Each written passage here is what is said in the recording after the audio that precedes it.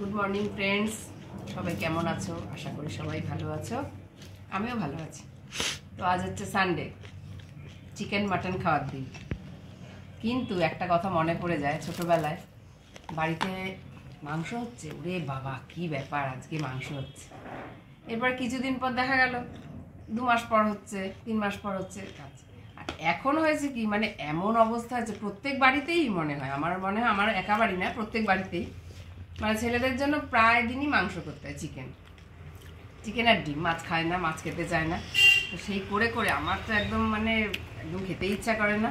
অনেকের কাছে শুনি এখন ভালো লাগে না, সত্যি কথা চিকেনের ওই গন্ধ মানে একদম বিরক্তিকর লাগে। আমার তো ভালো লাগে, ওই যে ওদের ভালো লাগে, আমার ভালো লাগে না। যাই হোক, আমাকে ওদের জন্য করতে হয়। তোমাদেরও নিশ্চয়ই একই সমস্যাই হয় প্রত্যেক বাড়িতে, আমি অনেকের কাছে শুনেছি।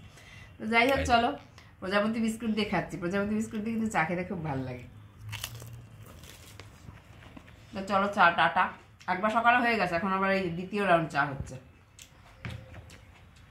চলো টাটা। আমার 2 অবতারকে একটু দেখো, তারাও চা খাচ্ছে, ওই যে চা নিয়ে বসে গেছে। তো চলো টাটা, পরে দেখা হবে।